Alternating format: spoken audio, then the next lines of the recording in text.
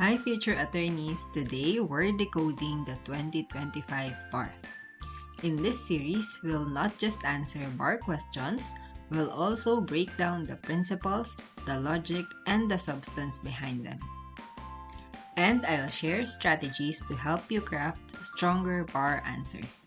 Let's start with political law and public international law. Question number 1.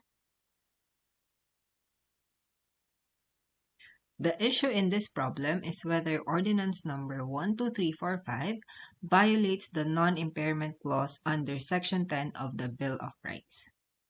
Under the non-impairment clause, no law impairing the obligation of contracts shall be passed. Although the Constitution speaks of law, the Supreme Court also applied the non-impairment clause to ordinances, just like in this problem.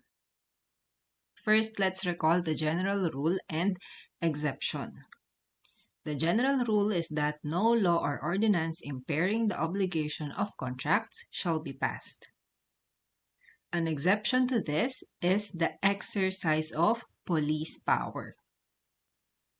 In the exercise of police power, the state may pass laws, or in the case of local governments, they may pass ordinances that limit the exercise of people's rights.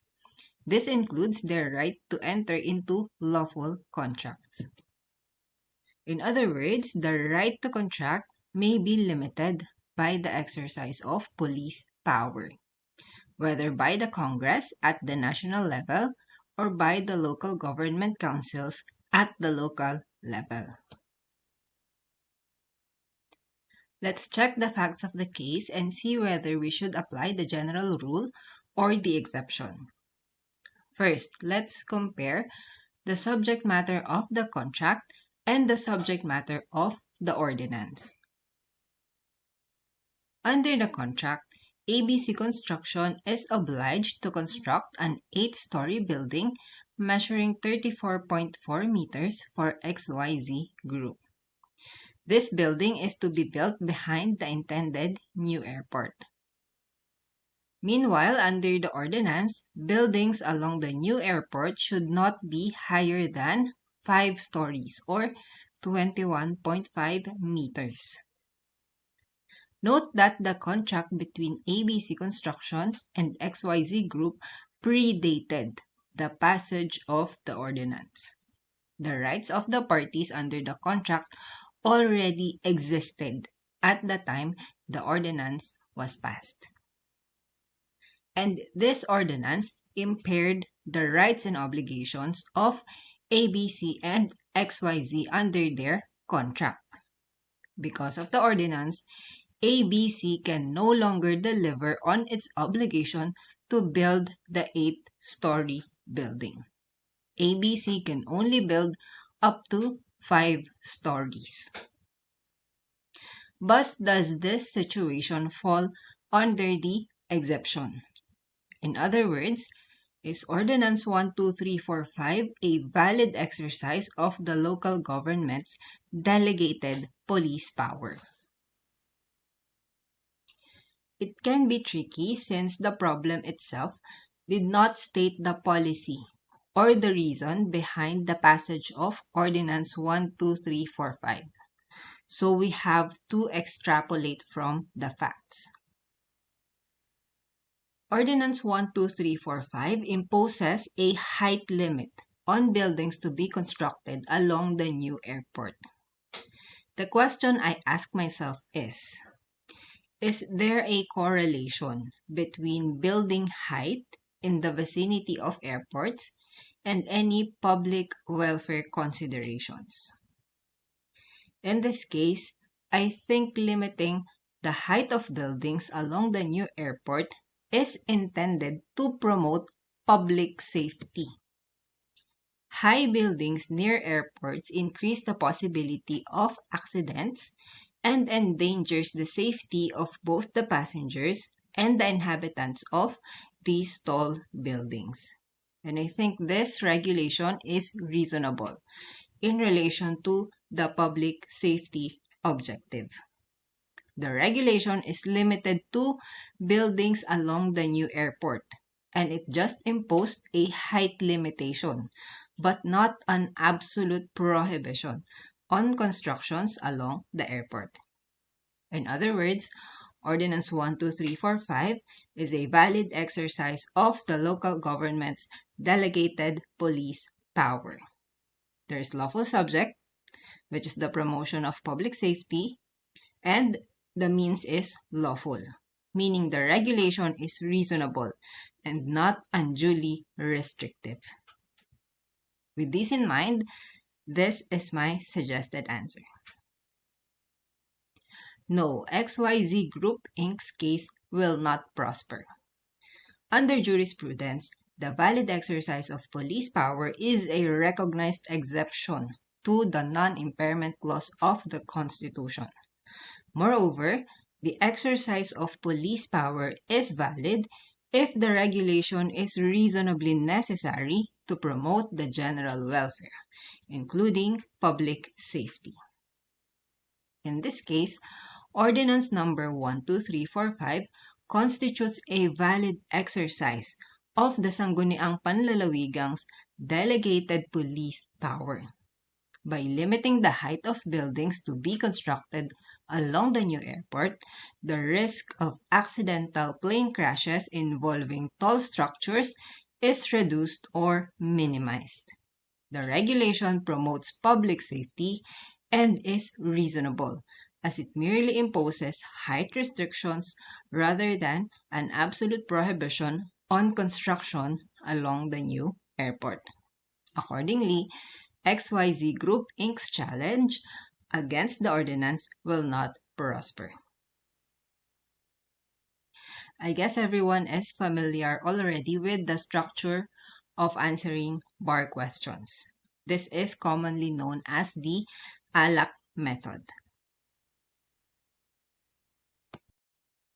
Let me just discuss this quickly for those who may not know this yet or those who may need a refresher on this. ALAC stands for Answer, Legal Basis, Application, and Conclusion. We normally use one paragraph for each part of the answer. And we use this method to organize our answers and to give it structure. Essentially, we are helping the examiner understand our answer better. First A, answer. This is the short answer that directly responds to the question. Just yes or no, and the complement of your answer. Here the question is, will the case prosper? So just answer that. Yes, the case will prosper, or no, the case will not prosper.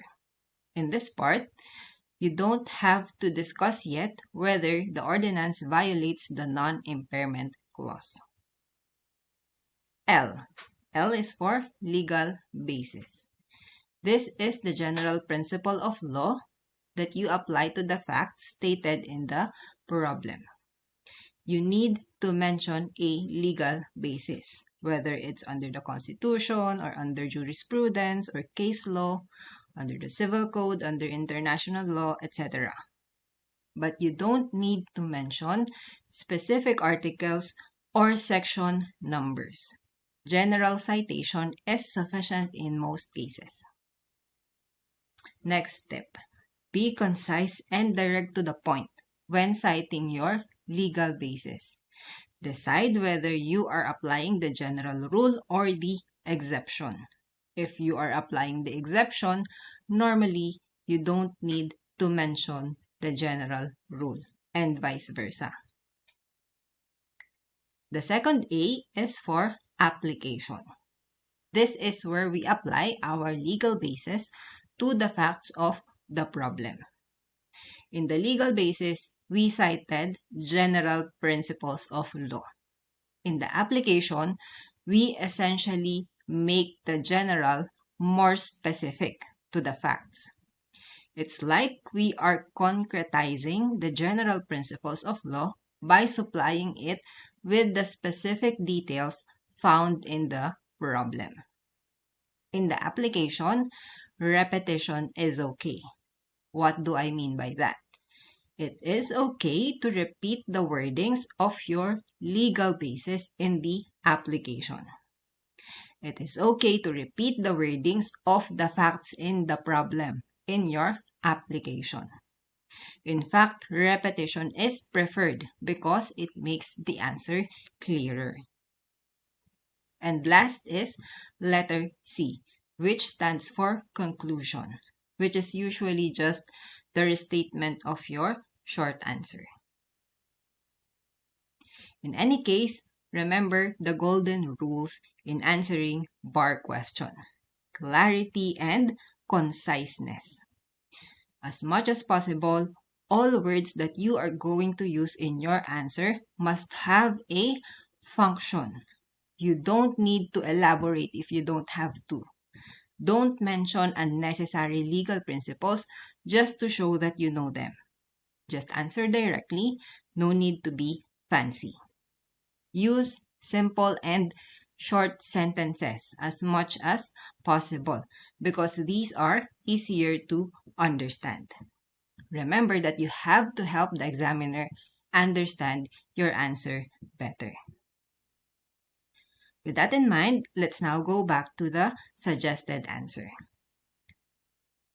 In this suggested answer, the legal basis I used is the exception. That is, the valid exercise of police power is a recognized exception to the non-impairment clause of the Constitution. Because I'm applying the exception, I no longer included the general rule in my answer. I directly used the exception as my legal basis. I also added another legal basis, which is the requirements for the valid exercise of police power, and that is lawful subject plus lawful means. Next, in the application, I clarified that the exercise of the sangguniang panlalawigan of police power is by way of delegation. Since our legal bases are stated in general terms, I made it more specific in the application. Also, in the application, I established two things. First, that Ordinance 12345 is intended to promote public safety. And second, that it is a reasonable regulation. This is to show that the ordinance qualifies as a valid exercise of police power. So I supplied the details from the facts to establish these things. I mentioned that the ordinance is regulating building heights along the airport, and I related it with the public safety objective. And then I also mentioned that it is reasonable because it merely regulates but does not impose an absolute ban. This is how I will answer question number 1. Just a reminder, this is only a suggested answer. My goal in making this video is not to say what is right or what is wrong, but to show you my process in answering bar questions and to discuss some legal principles that you can use for your review or to improve your strategies in answering. Let's move on to question number 2. This question is about the regulation of press freedom. It says that ABC News challenged the prohibition on the ground that it constitutes prior restraint against speech. I see two layers of answering this problem. One is, we decide whether the prohibition is a prior restraint. Second, if the regulation is a prior restraint, we decide if it is valid or justified. On the first question, I think that yes, the prohibition of republishing the investigative report of ABC News is a prior restraint against speech because this is imposed before or in advance of actual publication. I actually find it a bit confusing because usually prosecution or court charges fall under the category of subsequent punishment, not prior restraint.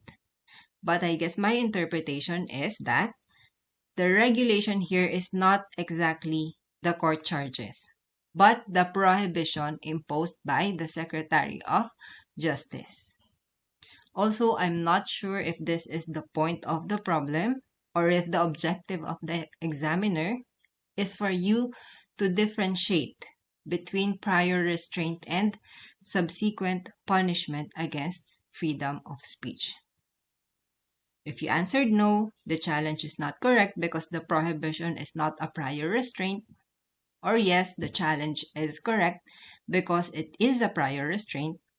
Then you are able to show that you know the distinction between prior restraint and subsequent punishment. And maybe that is worth some points, or maybe full points if this is the main point of the question. But I choose to focus on a different angle. I think the prohibition is a prior restraint, but this is valid and justified applying the clear and present danger test. How did I arrive at this second conclusion? First, I had to identify what type of regulation the prohibition is. Is this content-based or is this content-neutral? This is a content-based regulation because it regulates the very subject matter of the publication, not just its incidents like the time, the place, or the manner. The prohibition is directed against the specific report originally published by ABC News about the criminal activities of Father Z. I had to know the type of regulation to know what test to apply. Because in content-based regulations against speech, we apply the clear and present danger test to determine if it's valid or not. And based on the problem, my opinion is that the publication of the report on Father Z's criminal activities brings about a clear and present danger that the state has the right to prevent. So the state can validly regulate it, including by prohibiting its publication, as in the problem. Okay, so what is that clear and present danger? Read again the problem. This part. The published report caused great agitation to XYZ church followers who threatened to harm ABC News, destroyed its properties, and mauled the vendors who were selling copies of its newspaper containing the report. There are two standards to satisfy in applying the clear and present danger test. 1. Is there a clear danger? This is the standard of degree. And 2, is there a present danger? This is the standard of proximity. So there is clear danger if the danger brought about by the publication is extremely grave or serious. And in this problem, it appears that way because the publications result in destruction of ABC News property and violence against newspaper vendors. In other words, the publication of the news reports causes or is likely to cause public disorder, violence, or rioting. You may check out the case of Zaldivar versus Sandigan Bayan. It was decided in 1989. This case implies that these situations can be considered clear and present danger. On the other hand, there is present danger if it is imminent or immediate. Looking at the problem, it seems that the acts of violence, the acts of rioting and destruction already happened. So this danger seems very present. With this in mind, here is my suggested answer. No, the challenge is not correct. While the prohibition against republishing ABC News' report is a form of prior restraint, it is justified under the clear and present danger test. Under case law, content-based regulation on freedom of speech or of the press is valid if the exercise of such freedom creates a clear and present danger that the state has the right to prevent. Here, republishing ABC News' investigative report about Father C's criminal activities poses threats of physical disorder, overt violence, or rioting from Father C's supporters. These continuing and threatened acts of violence against ABC News' property and the persons of news vendors constitute a clear and present danger which the state has the right to prevent, including by prohibiting its publication as Secretary of Justice X did. Hence, the challenge to this prohibition is not correct. If I were to answer this bar question, this is the angle that I would focus on.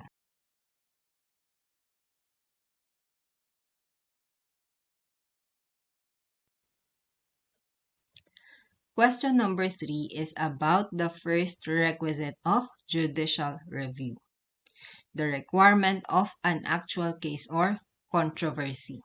So it's not about the enrolled bill doctrine. Courts can exercise their power of judicial review or the power to review the constitutionality of a government act only if there is an actual case or controversy, among other requirements. There is an actual case or controversy if the case involves conflicting legal rights or claims.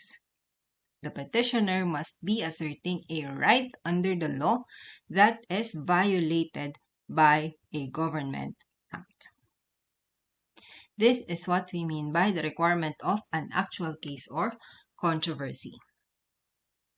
But not just this. The issue raised must be capable of judicial determination. It must be justiciable.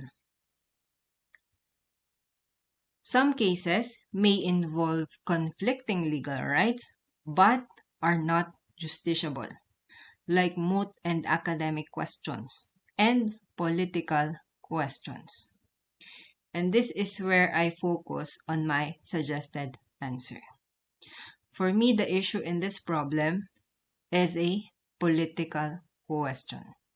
Thus, it is not justiciable, so there is no actual case or controversy. So this is my thought process. Lawmaking is primarily a function of the Congress, not the courts. The courts generally cannot interfere in the making of laws. Otherwise, the doctrine of separation of powers will be violated.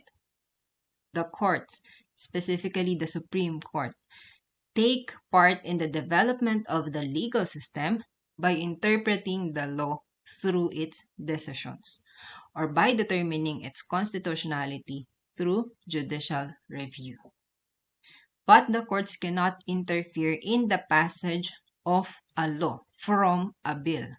This is a function of the Congress. In other words, questions about the passage of a law is generally a political question. I say generally because there is an exception. If the specific procedure or step in the passage of the law is stated in the Constitution itself, then the court may review whether the Congress complied with that constitutional requirement. But if the procedure is prescribed only by the internal rules of the Congress and not by the Constitution, then compliance or non-compliance by the Congress with that internal rule is a political question. It cannot be reviewed by the courts. So the question is, if a bill is submitted to the President without the benefit of a public hearing, can the courts intervene? Can the court review this act of Congress of submitting a bill to the President without the benefit of a public hearing? I say no. I say that this is a political question because there is no constitutional standard. The requirement of a public hearing in the passage of laws is not stated in the Constitution itself. It is most likely stated in the internal rules of the Congress. And again, compliance or non-compliance with that internal rules is beyond the ambit of judicial review. So here is my suggested answer. Yes, the OSG is correct. The issue raised by XYZ party list is a political question. Under case law, political questions are non-justiciable issues that involve the wisdom or policy of government action, not its legality. Thus, they do not present an actual case or controversy cognizable by the courts. Here, the petition filed by XYZ party list assails the submission of a bill to the President without the benefit of a public hearing. However, the Constitution does not require a public hearing for the valid enactment of a law. Whether or not Congress conducts such hearings pertains to its internal rules and is a political question. It is therefore beyond the scope of judicial review. Accordingly, the OSG is correct in arguing that no actual case or controversy exists. In my suggested answer, I focused on the political question angle.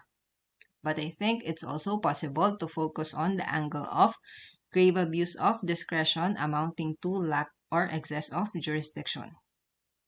Another possible angle is the angle of ripeness. Ripeness is subsumed in the requirement of an actual case or controversy. We say that a case is ripe for adjudication if there is already a completed government act that adversely affects the right of a petitioner. I just thought of it because the examiner used the word yet in the question. It can be argued that since Congress had already submitted the bill to the President for his signature, there was already a completed government act that affected the petitioner's rights as lawmakers. Recall that the petitioners here are party list members. They are lawmakers. I'm sharing with you different bar angles that I see, not to confuse you, but just to show and to emphasize that there is no one way of answering a bar question. There are different angles that make sense, and at the end of the day, we just hope that the examiner sees the merit in our answers.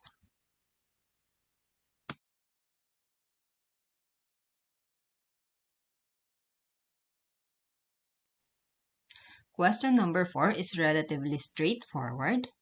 The issue is whether a state has the obligation to extradite in the absence of an extradition treaty. Here is my suggested answer. No, France is not correct.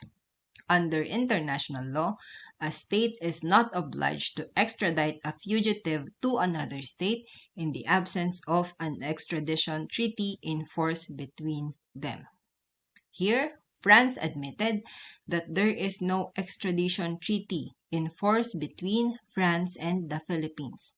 As such, the Philippines has no obligation to extradite A to France. Hence, France's argument is not correct. It's okay to have short answers.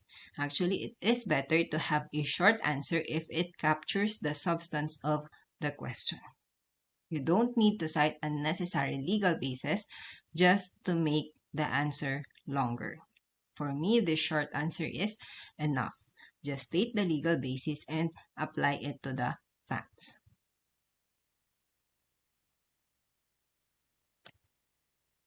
Question number 5 is a question on citizenship under the Constitution.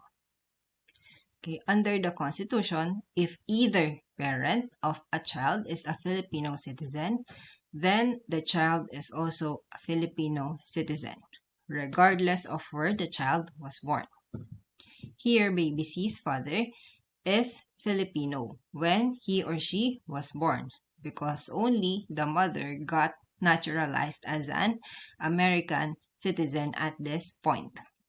So here is my suggested answer. Yes, baby C is a Filipino citizen. Under the 1987 Constitution, those whose fathers or mothers are citizens of the Philippines are considered Filipino citizens. Here, baby C's father, B, is a citizen of the Philippines when he or she was born. Notwithstanding the mother's naturalization as an American citizen and baby C's birth in the United States, baby C is considered a Filipino citizen under the 1987 Constitution.